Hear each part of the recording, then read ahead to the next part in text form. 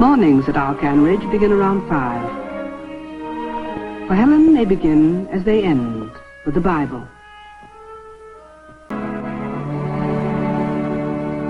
Polly, meanwhile, has brought up the breakfast.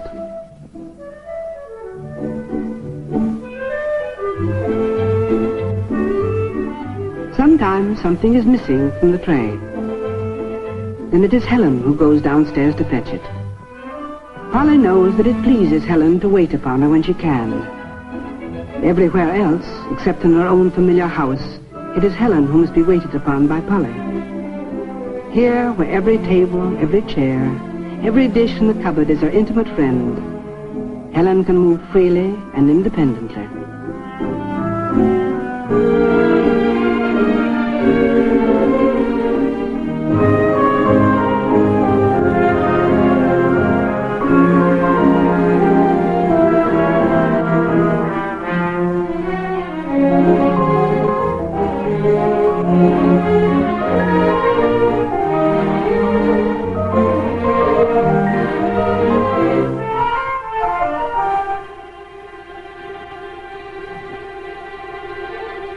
Though in this quiet house, Polly need not speak aloud to Helen, she usually does.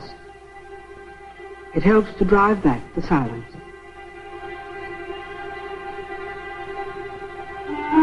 First concern of the day is always the weather, to know how to dress for the morning walk with her dog, Etty. Clear but cold. She checks with her Braille thermometer. She is right.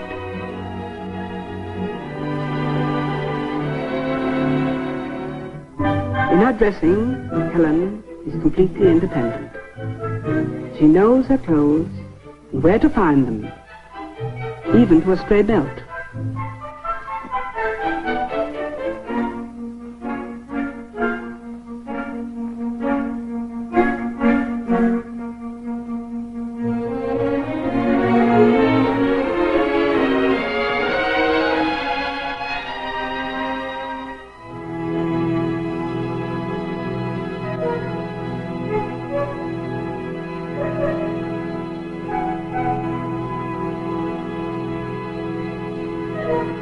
Every morning, Helen goes for a walk along a 1,000-foot handrail built by a loving friend to guide her.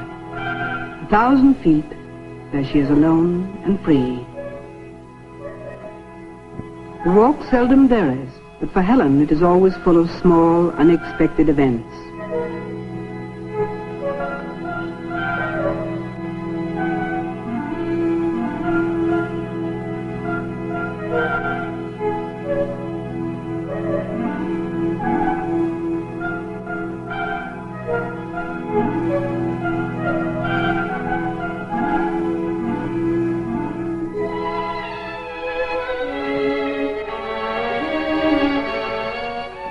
Helen is known from childhood what those with sight cannot realize, that one does not need eyes to see the world.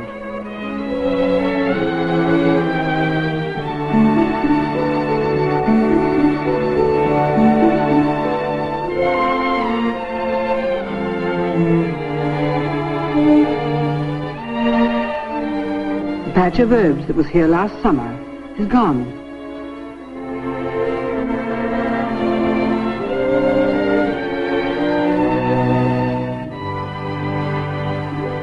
By 8 o'clock, Helen and Polly have made their beds. Polly has finished the household tasks, and their business of the day begins.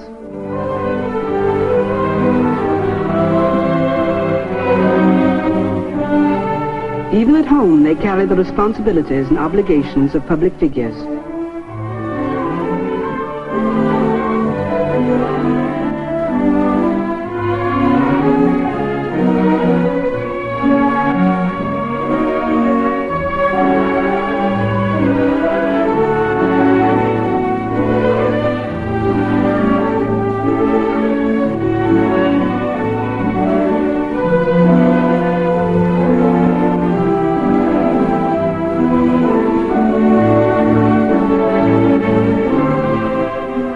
Their desk is never clear. The mail piles up while they are away, and every morning more comes in.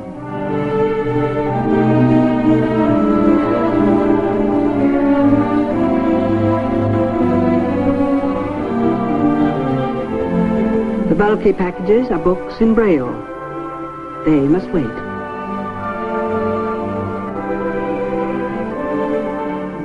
The letters will be gone through after Polly finishes spelling out the morning headlines.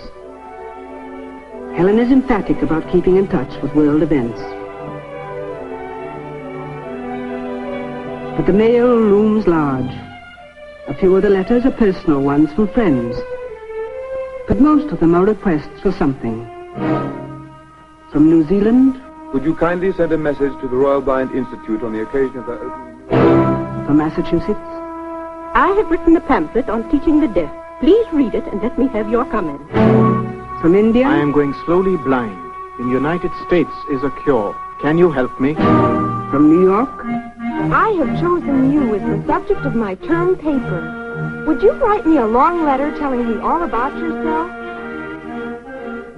After the mail, Helen goes to her own study to work. There are reports to be made out, speeches and articles to be prepared. So far as possible, she does her own research. She locates her reference books by the Braille lettering along the edge.